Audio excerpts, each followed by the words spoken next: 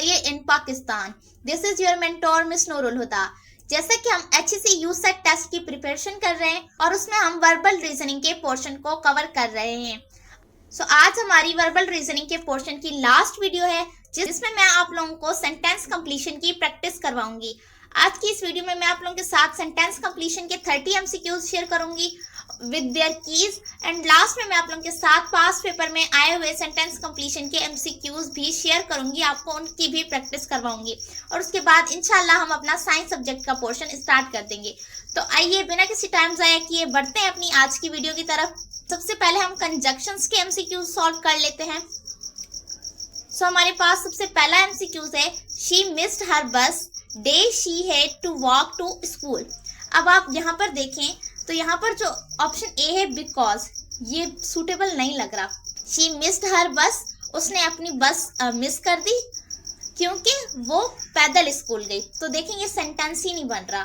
यहाँ पर हमारे पास ये ऑप्शन रॉन्ग है। नेक्स्ट है हमारे पास option B, so she missed her bus so she had to walk to school. उसने अपनी बस मिस कर दी इसीलिए उसे स्कूल पैदल जाना पड़ा। तो ये हमें सूटेबल लग रहा है। ऑप्शन सी है एंड। अगर आप यहाँ पर एंड पुट करके देखें, she missed her bus and she had to walk to school. उसने अपनी बस मिस कर दी और वो स्कूल पैदल गई। तो ये भी इस तरह से सूटेबल नहीं लग रहा। और लास्ट है बट, उसने अपनी बस मिस कर दी पर वो स्कूल पैदल गई। तो अब देखें ये सारे ऑप्शन सूटेबल नहीं लग रहे सिवाय ऑप्शन बी, सो।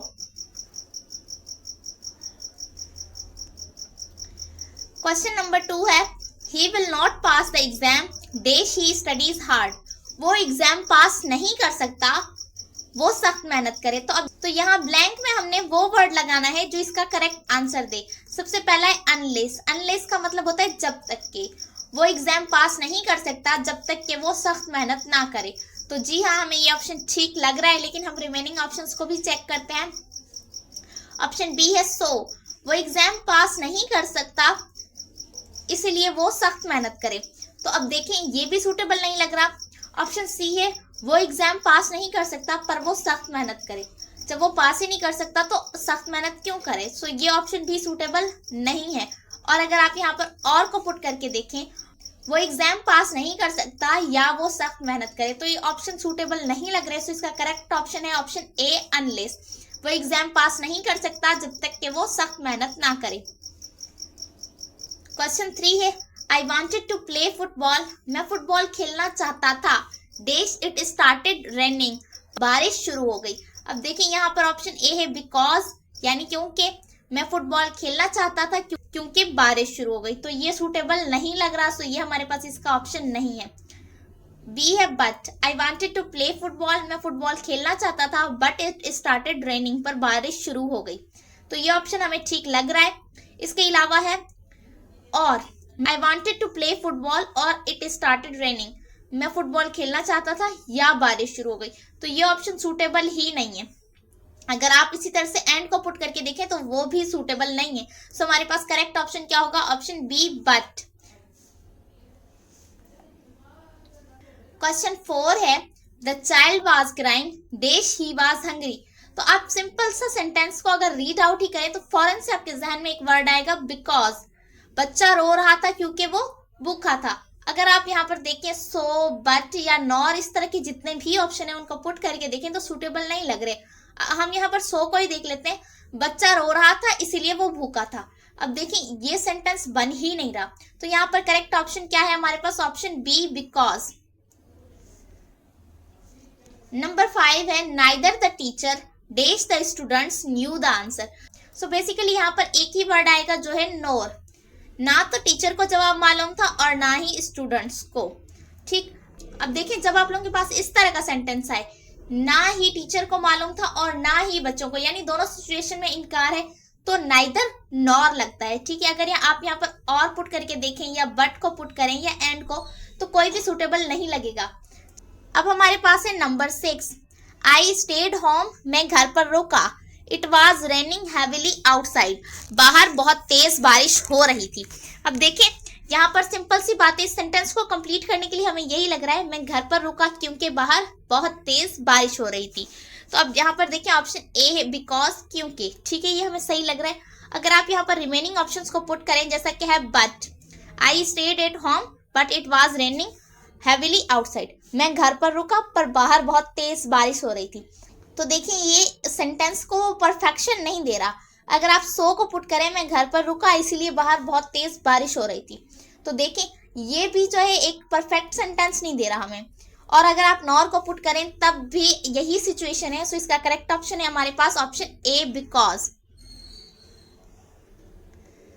क्वेश्चन 7 है हमारे पास, you can have tea dash you can have coffee.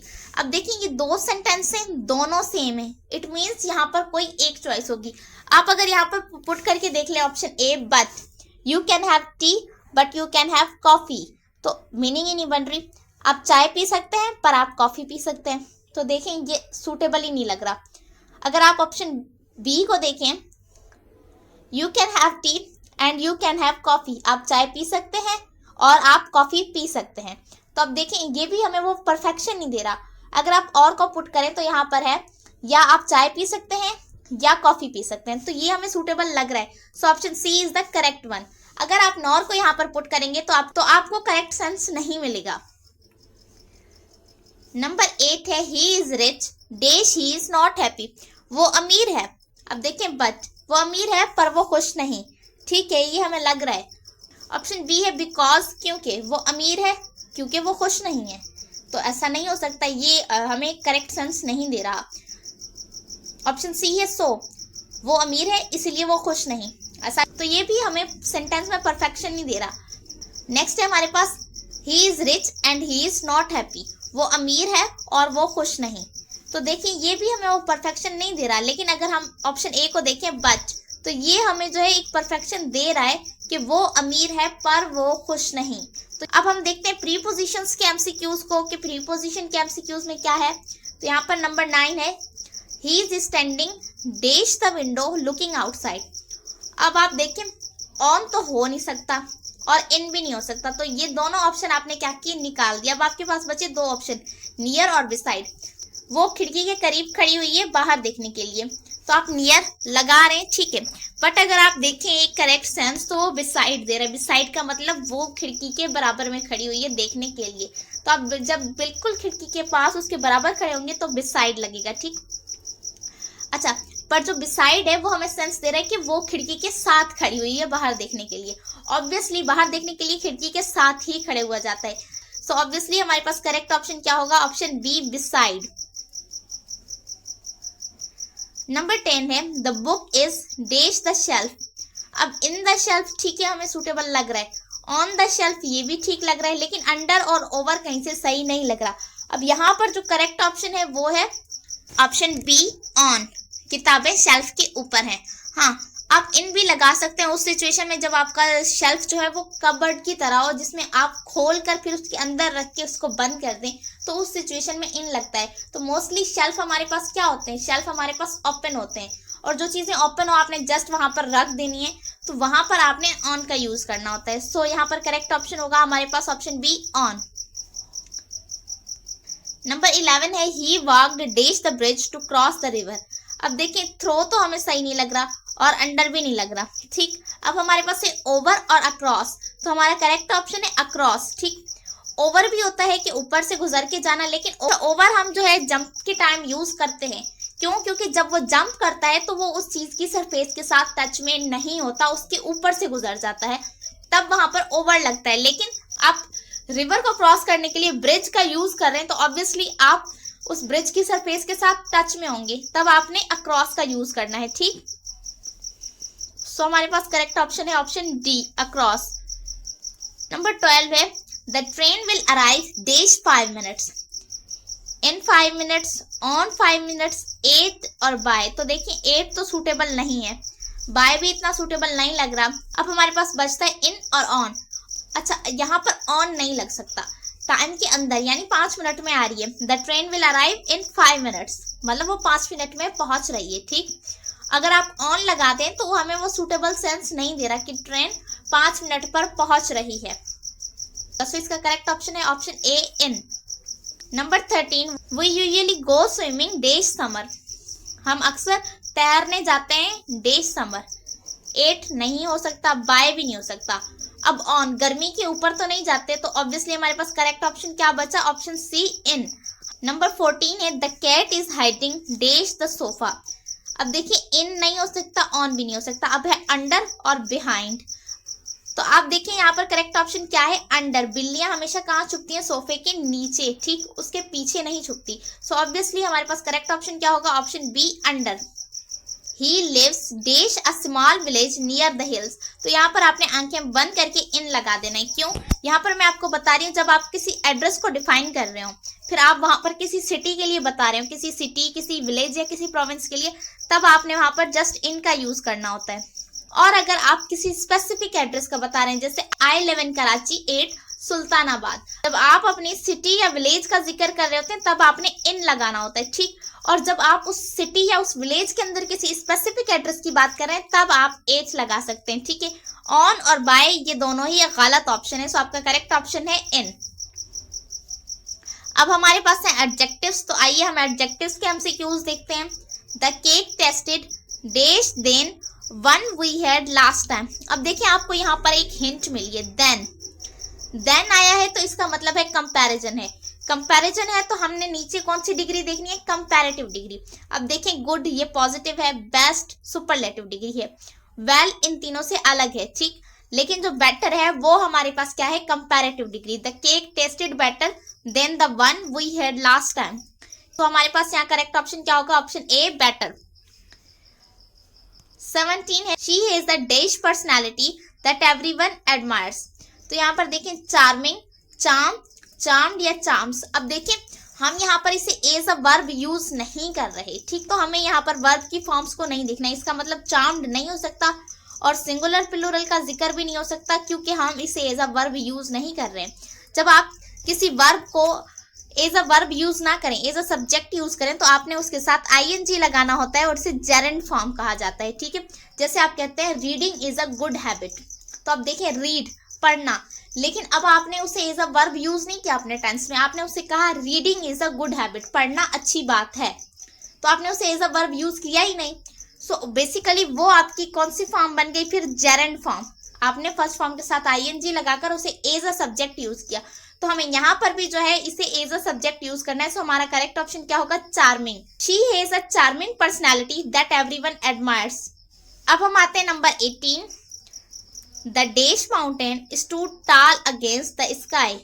अब देख मैजेस्टिकली, तो ये देखा जाए ये भी सूटेबल नहीं है। मोर मैजेस्टिक जो है ये डिग्रीज में आ रहा है, अगर मोर मैजेस्टिक होता ना तो यहाँ पर देन होता, हमें यहाँ पर देन नहीं मिला, तो ये ऑप्शन हमारा नहीं होगा। अब हमारे पास है मैजेस्टी, तो ये भी नहीं हो सकता। हमारा करेक्ट ऑप्शन क्या है, the majestic mountain stood tall against the sky. Majestically basically adverb के तौर पर यूज हो सकता है, बट यहाँ पर एडवर्ब नहीं एडजेक्टिव का जिक्र हो रहा है। सो हमारा करेक्ट ऑप्शन क्या होगा, ऑप्शन ए मैजेस्टिक। नंबर 19 है हमारे पास, this is the dash book I have ever read. अब देखिए आपको यहाँ पर ये हिंट मिली, दिस इज द।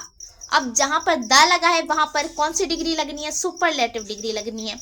अब देखिए इंटरेस्टिंग, ठीक है हम मान लेते हैं। Most interesting, more interesting, interested. अब इंटरेस्टेड तो हो नहीं सकता, इंटरेस्टिंग भी नहीं होगा। द कौन सी डिग्रीज के साथ लगता है, द हमेशा सुपरलेटिव डिग्रीज के साथ लगता है, तो हम यहाँ से क्या सिलेक्ट करेंगे, option B, this is the most interesting book I have ever read. Number 20 है, he is a dash player and always performs well। अब देखें टैलेंट्स या टैलेंट या मोर टैलेंटेड, तो ये सूटेबल ही नहीं लग रहे। अगर मोर है तो फिर देन होता, he is more talented than others, तो इस तरह का कुछ होता, वो भी नहीं है। तो यहाँ पर हमारे पास करेक्ट ऑप्शन क्या होगा, बेसिकली टैलेंटेड, ऑप्शन ए। अब यहाँ पर कुछ एडवर्ब्स के क्वेश्चंस हैं जिनमें the teacher explain the topic dash so everyone could understand. Clear बिल्कुल भी नहीं लग रहा, क्लियर हमें थोड़ा बहुत लग रहा है, क्लियरेस्ट भी नहीं लग रहा, क्योंकि क्लियरेस्ट होता तो यहाँ पर द लाजमी लगता है, यहाँ पर द नहीं लगा तो इसका मतलब क्लियरेस्ट भी नहीं है।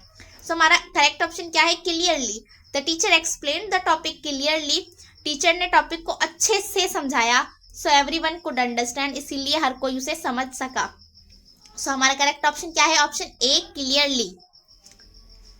22 है, she runs very, so simple, she runs very fast. अच्छा, यहाँ पर फास्टली क्यों नहीं लगा? अगर यहाँ पर वेरी नहीं होता, सिर्फ ये होता शी रन्स, तो हम कहते फास्ट, लेकिन यहाँ पर वेरी लगा है तो ऑब्वियसली फिर उसके साथ क्या लगेगा? ly उस क्वालिटी के साथ लाजमी लगेगा। तो हमारा करेक्ट ऑप्शन क्या है? She runs very fastly. 23 है the bird flu dash across the sky. इसका करेक्ट ऑप्शन है ग्रेसफुली। अब देखिए, ग्रेस सुटेबल नहीं लग रहा, द बर्ड फ्लू ग्रेसफुल ये भी नहीं लग रहा, मोर ग्रेसफुल ये भी नहीं लग रहा। अब यहाँ पर हम क्या ढूंढ रहे हैं? बेसिकली फ्लू, इसकी क्वालिटी देखनी है हमें, और ये हमारे पास क्या है? एक वर्ब है, और वर्ब की क्वालिटी हमेशा क्या होती है? एडवर्ब होती है। तो यहाँ पर हमारे पास जो ग्रेसफुली है बेसिकली वही एडवर्ब है। नंबर 24 है ही completed the work dash then expected. अब देखें देन लग गया है तो इसका मतलब यहाँ पर कंपैरेटिव डिग्री ही आनी है। तो आपने बेसिकली नीचे देखना है, तो नीचे सून भी कंपैरेटिव नहीं है, सूनेस्ट भी नहीं है। अब दो ऑप्शन है, सूनर या मोर सून। तो यहाँ पर मोर सून का जो वर्ड है ये हमने कभी सुना नहीं है कि सून के साथ मोर लगता हो। हाँ, सूनर सुना है। सो हमारे पास करेक्ट ऑप्शन क्या है? ऑप्शन ए सूनर। नंबर 25 है the child smiled dash when she सा हर मदर। अब देखिए, चाइल्ड स्माइल्ड, ठीक, हैप्पी स्माइल्ड, हैप्पी तो नहीं होती स्माइल, हैप्पीएस्ट स्माइल भी नहीं होती, और हैप्पीनेस स्माइल भी नहीं होती। क्या होता है? द चाइल्ड स्माइल्ड हैप्पीली, बच्चा खुशी से मुस्कुराया, व्हेन शी सा हर मदर, जब उसने अपनी माँ को देखा। सो हमारे पास करेक्ट ऑप्शन क्या है? ऑप्शन ए हैप्पीली।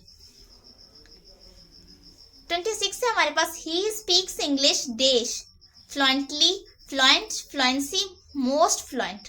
तो अब देखें, मोस्ट अगर होता तो यहाँ पर द लगता, वो नहीं है तो इसलिए ये ऑप्शन हमारा नहीं हो सकता। ठीक, अच्छा, अब हम यहाँ पर एडवर्ब बता रहे हैं, ठीक है। तो हमारे पास देखिए फ्लुएंट या फ्लुएंसी भी सूटेबल नहीं है। हमारा करेक्ट ऑप्शन क्या है? Option A fluently.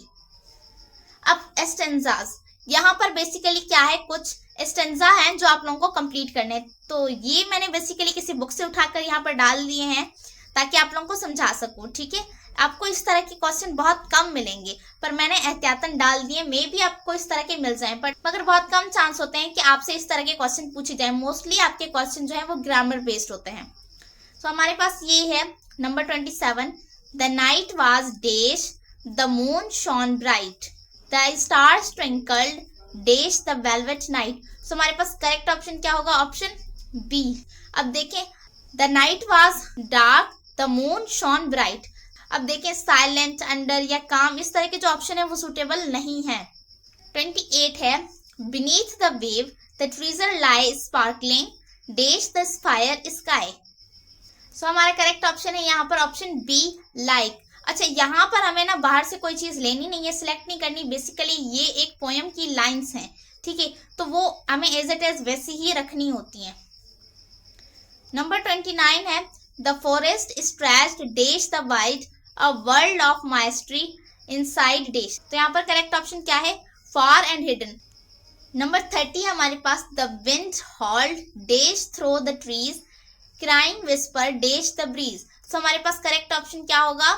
Option B fiercely through the trees crying whisper on the breeze. So basically ये पोएम की ही लाइन है, तो आपको यहाँ पर कुछ भी अलग से टैली करने की जरूरत नहीं है। आप चाहें तो इन लास्ट वाले 4-5 एमसीक्यूज को स्किप कर सकते हैं, क्योंकि ये जस्ट मैंने रीडिंग एंड कॉम्प्रिहेंशन से उठाकर ही डाल दिए थे। ये इन तमाम एमसीक्यूज की कीज हैं, आप यहाँ से देख सकते हैं। एंड देन मैं आप लोगों के साथ लास्ट में पास्ट पेपर में आए हुए सेंटेंस कंप्लीशन के क्वेश्चन भी शेयर करूंगी। ये मैं आप लोगों के साथ पास्ट पेपर में आए हुए कुछ एमसीक्यूज शेयर कर रही हूँ। ये मेरे पास 2023 का यूसेट का पास्ट पेपर है, जिसमें आए हुए सेंटेंस कंप्लीशन के एमसीक्यूज मैं आपके साथ शेयर करने लगी हूँ। तो आइए हम देखते हैं इस एमसीक्यूज को। I think the material of the red shirt is different dash the blue shirt. तो बेसिकली हमें पढ़ते ही समझ में आ रहा है यहाँ पर क्या लगेगा? फ्रॉम। तो बेसिकली सेंटेंस को पढ़ते ही हमारे जहन में एक ही ऑप्शन आया, वो था from. I think the material of the red shirt is different from the blue shirt. मेरे ख्याल से रेड शर्ट का मटेरियल ब्लू शर्ट के मटेरियल से मुख्तलिफ है। सो हमारे पास करेक्ट ऑप्शन क्या है? फ्रॉम। अगर आप यहाँ पर बिफोर लगाकर देखें, फॉर लगाकर देखें या फॉर्म लगाकर देखें तो कोई भी आपको सूटेबल नहीं लगेगा। नंबर 16 है she will not be able to secure victory dash she goes through the required painstaking hard work. अब देखिए यहाँ पर हमारे पास करेक्ट ऑप्शन क्या है, अनटिल। अगर आप बिकॉज को लगाएं सूटेबल नहीं लगेगा, हैबिचुअली या आफ्टर तो ये सूटेबल ही नहीं लगेगा। She will not be able to secure victory, वो तब तक विक्ट्री सिक्योर करने के काबिल नहीं हो सकती until she goes through the required painstaking hard work, जब तक कि वो दर्दनाक सख्त मेहनत से ना गुजरे। सो हमारे पास करेक्ट ऑप्शन क्या है, ऑप्शन बी अनटिल। नेक्स्ट है हमारे पास he was dash the moon when he heard the news of his position in the exam। so ये बेसिकली हमारे पास एक idiom है over the moon, जैसे हम कहते हैं खुशी से उछलना, इस तरह से बहुत ज्यादा खुश होना। he was over the moon when he heard the news of his position in the exam। so basically आप अंडर लगाएं या अपॉन लगाएं, इनसाइड कुछ भी सूटेबल नहीं है। over the moon ये एक idiom है। Number 18, they were used to dash to news on radio when they were students। they were used to, used से हमें पता चल गया कि सेंटेंस क्या है, पास्ट। यहाँ पर बेसिकली आपका वर्ब क्या है, यूज्ड। यूज्ड आपका वर्ब है और उसकी सेकंड फॉर्म लगी है। अच्छा, इसका करेक्ट ऑप्शन होगा हमारे पास they were used to listen to news on radio when they were students। और रेडियो पर खबरें सुनते थे जब वो शागिर्द थे। अब यहाँ पर हमारे पास ऑलरेडी सेंटेंस में वर्ब की सेकंड फॉर्म लग गई है, तो हमने दोबारा से यहाँ सेकंड फॉर्म का यूज नहीं करना। नेक्स्ट है हमारे पास it was an dash from his confusion that he was involve in the crime. अब देखें इट वॉज एन है तो यहाँ पर जो वर्ड आएगा बेसिकली वो क्या होगा, वोवेल से स्टार्ट होगा, और नीचे हमारे चारों ही ऑप्शन वोवेल से स्टार्ट हो रहे हैं। तो अब देखें यहाँ पर हमारे पास ऑप्शन है एविडेंस, ठीक है, ये हमें ठीक लग रहा है। इट वाज एन एविडेंस, ये एक सबूत था इसकी कंफ्यूजन से कि वो जुर्म में मुलविस था। अब देखें एविडेंटली या इंसिडेंट या एविडेंट तो ये सूटेबल वर्ड्स नहीं हैं। इवन अगर एविडेंट को देखा जाए तो ये तो बिल्कुल ही सूटेबल नहीं लग रहा। हमारे पास करेक्ट ऑप्शन क्या है, ऑप्शन ए एविडेंस। अच्छा, अब ये हमारे पास 2024 का पास पेपर है जिसका हम एमसीक्यूज देख लेते हैं। दे said that they dash their admission fee next month. ठीक, अब यहाँ पर हमें क्या लग रहा है कि सबमिट होगी, और ऑप्शन में देखें तो सब में क्या है, सबमिट, यानी वो फी सबमिट होगी। अब यहाँ पर आपको एक हिंट मिल रही है, they said that they dash their admission fee next week. Next week मतलब अभी वो वक्त आया नहीं है, आने वाला है। आने वाला है तो ऑब्वियसली क्या होगा, फ्यूचर। तो यहाँ पर हैड और सबमिट ये दोनों ऑप्शन तो होगा बिल्कुल कैंसिल, और फ्यूचर का हेल्पिंग वर्ब हमारे पास क्या होता है, विल। सो क्या होगा, they said that they will submit their admission fee next week. So option C is the correct one. Number 17 है some student showed better results dash they had worked really hard. ठीक है, कुछ student का जो result है वो बेहतर आया क्योंकि उन्होंने सख्त मेहनत की थी। ठीक है, क्योंकि क्या होता है, because. So option A is the correct one.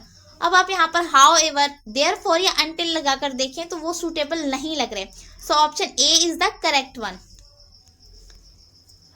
Some children jumped dash the swimming pool. अब स्विमिंग पूल में जब भी जंप लगाया जाता है, जब भी इस तरह का सेंटेंस हो जम्प्ड द स्विमिंग पूल, तो वहां पर कौन सा वर्ड यूज होता है, इनटू। ठीक, सो हमारा करेक्ट ऑप्शन क्या होगा, इनटू। अच्छा, इन क्यों नहीं होगा, इन इस सिचुएशन में होगा जब किसी चीज के अंदर हो और रेस्ट की फॉर्म में हो। जब जंप किया जाता है तो जंप कभी भी रेस्ट की फॉर्म में नहीं होता। सो ऑब्वियसली उस टाइम क्या हो रही होती है, मूवमेंट हो रही होती है, तो इनटू का यूज होता है।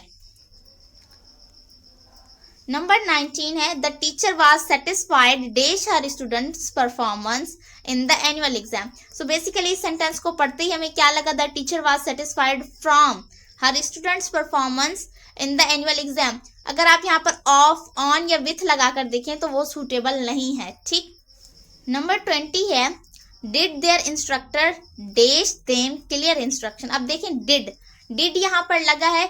डिड हमारे पास कौन सा हेल्पिंग वर्ब है, पास्ट सिंपल का, और पास्ट सिंपल का ये उसूल है कि जब वहां पर डिड लग जाए तो वहां वर्ब की कौन सी फॉर्म लगती है, फर्स्ट फॉर्म लगती है। तो हमारे पास करेक्ट ऑप्शन क्या है, option B did their instructor give them clear instructions. So हमारे पास करेक्ट ऑप्शन क्या होगा, ऑप्शन बी।